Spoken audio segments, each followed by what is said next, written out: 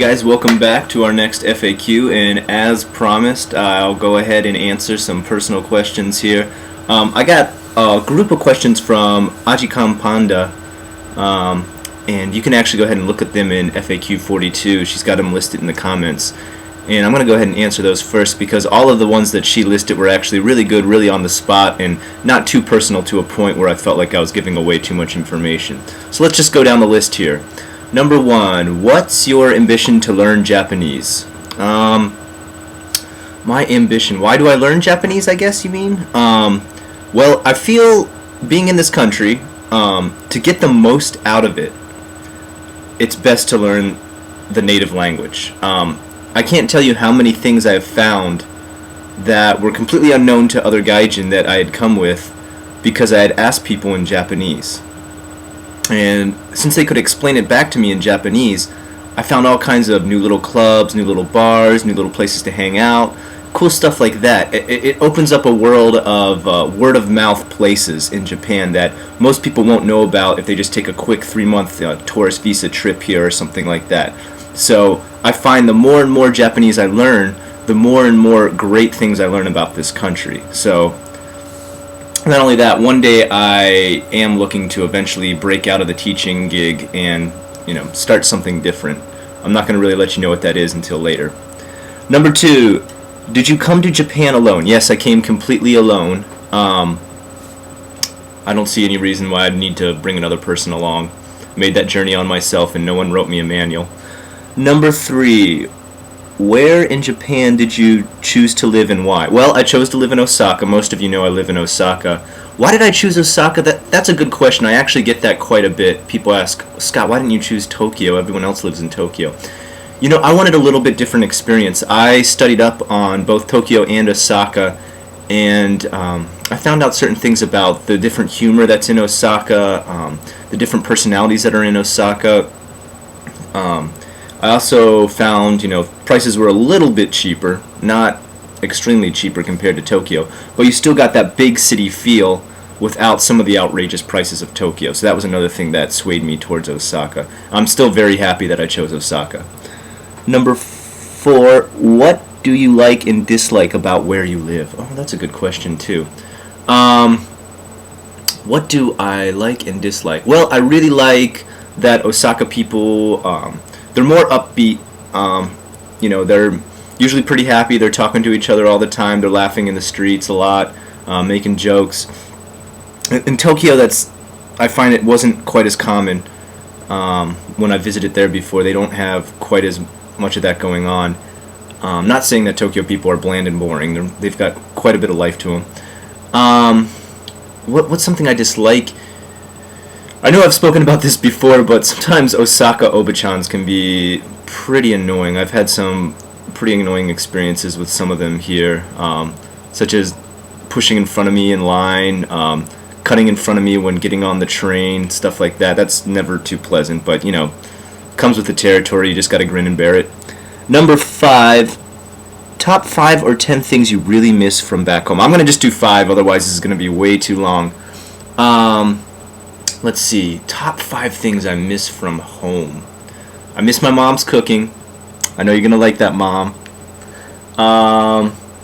Let's see, I guess I miss a lot of my friends from back home, of course. Number 3, what else do I miss? I guess sometimes I really miss being able to go into a store and ask where something is and being able to understand it 100%, because sometimes still when I go into a store, the Japanese people speak in stores is so fast that I only catch probably every other word, and so I'm not always totally sure what they're saying. So I guess sometimes, it'd be really nice to just walk into a store and be like, where's this? And they say, down this aisle, sir, there you go. I'd really like to have that experience. It'll happen eventually when my Japanese gets good enough. Number 4, sometimes I miss driving. Sometimes I miss being able to drive my own car and not having, a huge amount of congestion and bottlenecking in the middle of the road. I haven't driven since I've gotten here because I don't have an international license. Number 5, Let's see. What else do I miss? You know what? I miss a huge selection of English books. I really miss that. I love to read, and you have English books here, and of course you have loads of Japanese books. And in Japanese, I can only read at like a junior high school level. I can't read much higher than that, so I'm kind of limited. And with English, there is a selection of English books at the store, but it's not always the best selection. All right, number 6. What did your parents think about your decision? At first they really were kind of worried about it, especially my mom. She she actually told a lot of people that I wasn't going to go, that she couldn't see that I'd really, really, really want to go to Japan. But I was very determined, and here I am. And now they're really proud of me. I think they're really happy with my decision in the end. So I've got a lot of support from them. That's cool.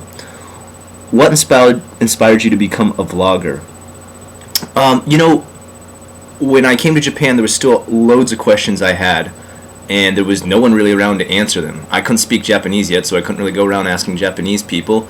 My job was pretty unhelpful. I worked for Nova, was my first job, and if you know anything about them, they're the most useless company that's ever existed.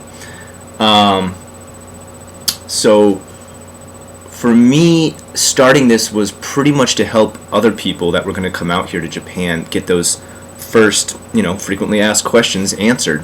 Where do I find medicine? Is it okay to go to the doctor? Are they going to speak English when I go? Where can I get a haircut? Stuff like that. I mean, it's little things, but you don't think about it when you get here. It's pretty hard to, navigate through stuff like that. So I wanted to make this whole section just for people to ease into Japan. Hope it's helped that. Number 8, is your stay in Japan a permanent one? Yes.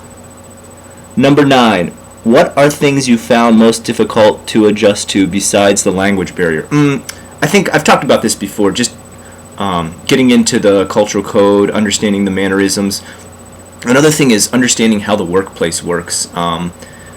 It's really conducted different from how you would have in Western countries. It's just a pretty strong hierarchy, and there's not really a lot of room for you to try and push back against those that are higher up against you. With maybe Western companies, you can file a complaint or talk to their higher up.